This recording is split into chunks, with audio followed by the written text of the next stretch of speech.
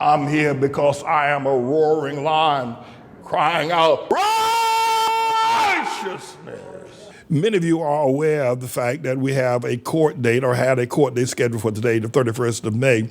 That court date was for us to do what we refer to as a joint filing. I had to communicate with the mayor, with the lawyer for the mayor of the city of New York and the lawyer for the president of Mellon Bank to put together a joint statement before the judge regarding the particulars of the case. We have worked on that over the past couple of weeks, and that statement has now been filed officially in court. Many of you may have thought I actually had to stand in the courtroom. That has not taken place as of yet. However, we are thankful we're going to be bringing up shortly at the back end of this. Bob Jackson was able to get former world heavyweight champion Larry Holmes to send us a word of encouragement. But what I want to do at this point is that I want to read to you our statement and particulars of our case before Judge Schofield. And many of these are counter to the things that were filed by the lawyer for the president of the Mellon Bank and by the lawyer for the mayor of the city of New York. And I would want to go to page number 2, Mr. Engine, if you could bring that up right away. Bring us to page number 2. Page number 1 is just introductory information. Page number 2 says, and if we can bring it up on the screen, and this is my statement to the judge, countering the statements made by the lawyer for the Mellon Bank and the lawyer for the city of New York. My words are these. The purpose of this lawsuit is to end the years of suffering under threat of losing our church property, the K through high school, the homeless shelter, loss of employment for 15 people, and my personal residence for the past 35 years. Further, to be compensated for the racist, discriminatory, predatory, and unjust prosecution. All of the defendants, by their silence, have admitted and acknowledged that the tax lien law is discriminatory, predatory, and an unjust law. This law has destroyed the lives of poor, Black and brown people, wiping out generational wealth, creating poverty and homelessness. Yet in their legal sleight of hand, they have fiercely seeking to destroy my life and the life and existence of our church and school. I plead for relief from this racist injustice that has produced for the children of our school death by 1,000 cuts. Now, they challenged me as far as standing is concerned, and I responded. According to the New York Religious Corporation law, every church member has equal interest in the property owned by the church, thus the New York State law inurement clause. Additionally, church doctrine gives every member common ownership. In the book of Acts, chapter 2, verse 38 through 47, where the Bible says that the early church and the Apostles' Creed, that they had all things in common, from the King James Bible, the Holy Bible. I also stated regarding standing, the ATLAH Church has provided my housing in the building being attacked for 35 years. The ATLAH Church has voted me a lifetime pastor and lifetime owner of my residential property in the church building. The housing provided by the ATLAH Church is a major part of my retirement package. Should the church be sold at auction, I will be a 76-year-old homeless man. They say I have not been injured. This discriminatory, predatory tax lien threatens my home in the building of the ATLAH Church given to me by the ATLAH Church. At the discovery, I can produce medical records of my injury over the years. I can produce testimony of the relentless mental anguish and torture produced by the predatory tax lien law. I can further demonstrate I was deprived of the free exercise and enjoyment of the rights and privileges secured by federal law. My freedom of speech and worship has been denied for 23 years by this unjust tax lien law. The so-called third-party hate crimes and hate mail can be fairly attributable to the Bank of New York Mellon's relentless attack in the courts and the public square. This racist hate cannot go unpunished. And under the topic of court rulings, jurisdiction, and venue. Court rulings support my complaint of a joint participation. Both Robin Vance, president of the Bank of New York Mellon, James Meeks, president of MTAG, and Eric Adams, New York City mayor, and the New York City Department of Finance, the Bank of New York Mellon, the NYCTL 1998-2 Trust et al., one and all acted under color of law. I will be demonstrating Ziegler versus Abbasi, Burton versus Wilmington Parking Authority, 1961, and Campeo Lerone versus Raymond Kelly, the New York Yankees Partnership et al. The defendants, Robin Vance, James Meek, and Eric Adams knew or should have known that they were promoting and profiting from a racist law, a law that deprives secured rights and demonstrates and destroys, generational wealth of black and brown New Yorkers. A discovery will be necessary. According to briefs filed in New York State Supreme Court by Attorney Stuart Shaw and Mark Anderson, suggested the defendants, Robin Vance, president of a Bank of New York Mellon, and James Meeks, president of MTAG, file fraudulent or non-court certifiable documents in New York State Supreme Court and Southern District of New York Federal Court.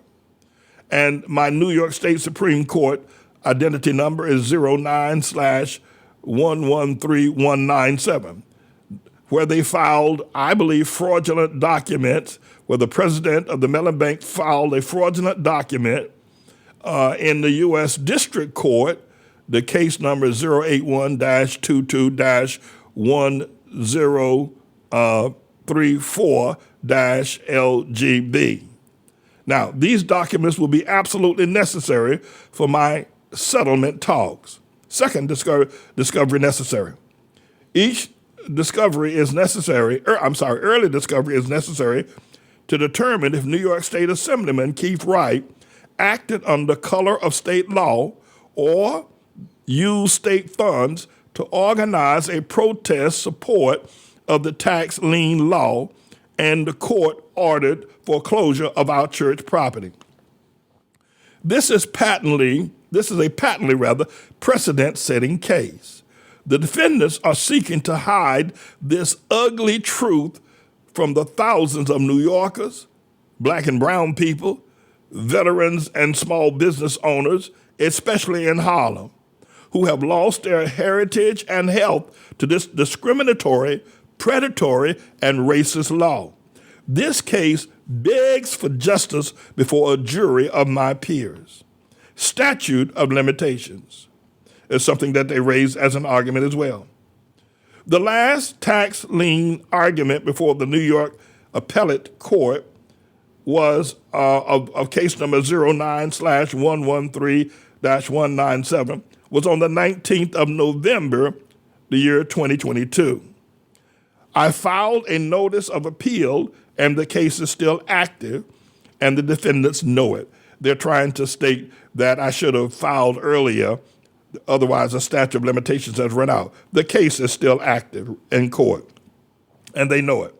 At any rate, the court has the discretion in the interest of equity and justice to waive statute of limitations.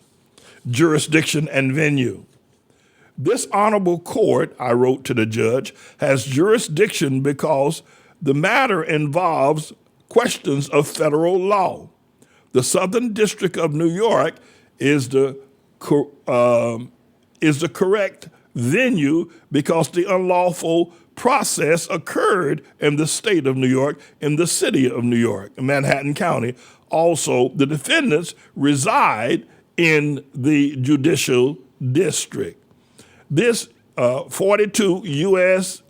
Code 1983 case predicated on racist, discriminatory, predatory, and unjust law that has denied me civil rights secured by federal law.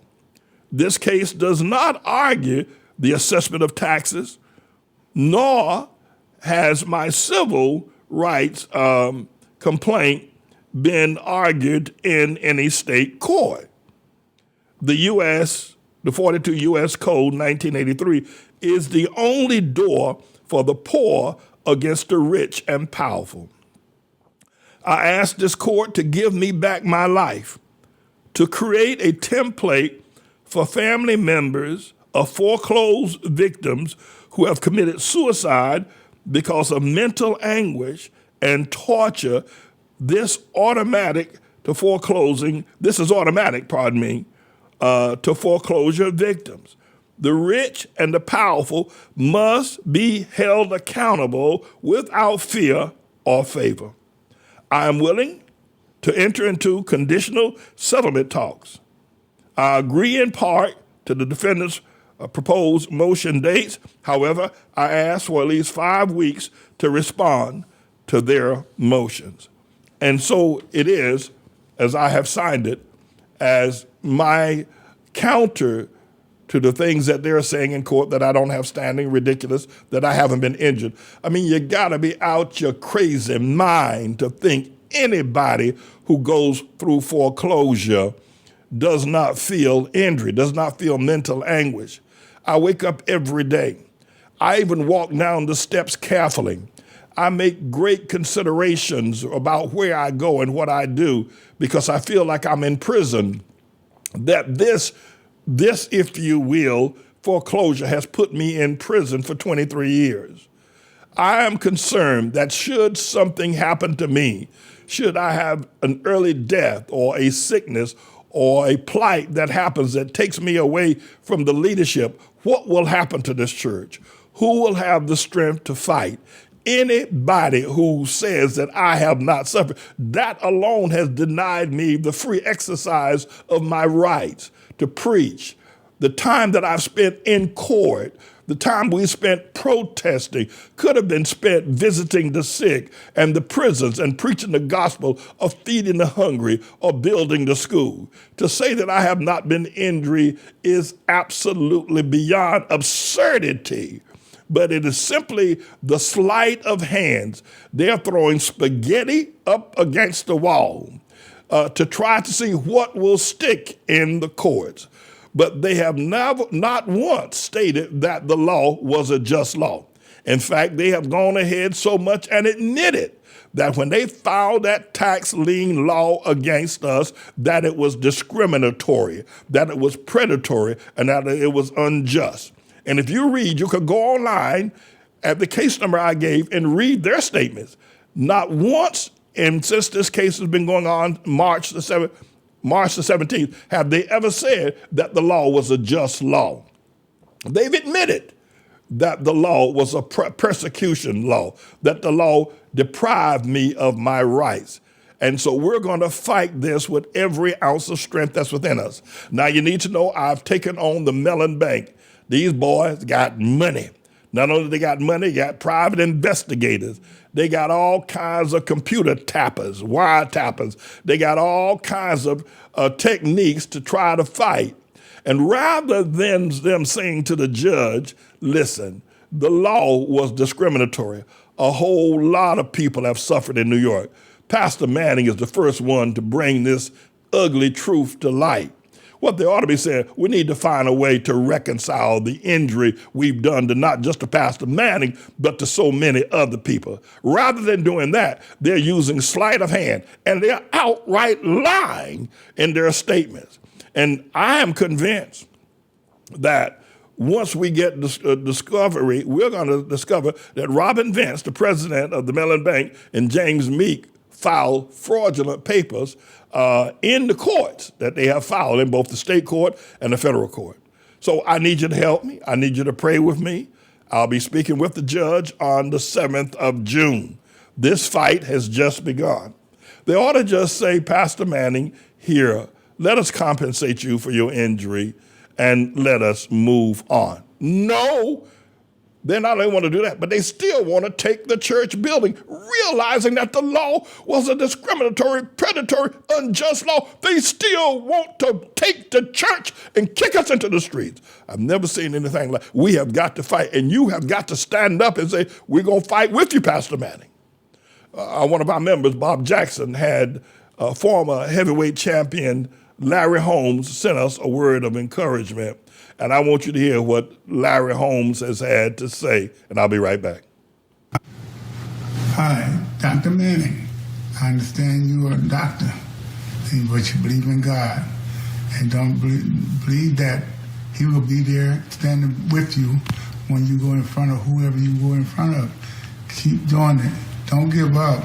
You know, if I'd have gave up while I was fighting, because a lot of guys hurt me, I would have never been the heavyweight champion of the world.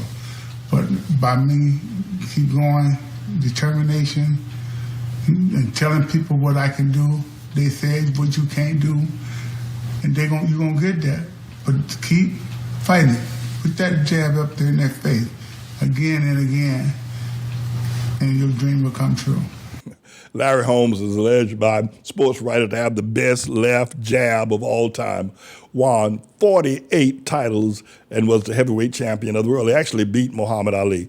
Larry, or Mr. Holmes, I should say, thank you. Pray for us. And you live out there in eastern New Jersey. At some point, I'm going to ask you to come to our church when we hold a prayer meeting against these people who know that the law. They know it was discriminatory. They've admitted it. They still want to take our church. I'm going to ask Larry Holmes, Mr. Holmes, to come to our church and give us a word of encouragement. Look forward for that to happen in the coming months. I'm James David Manning, everybody. I am a victor and not a victim. I'm a winner, and we're going to win this case.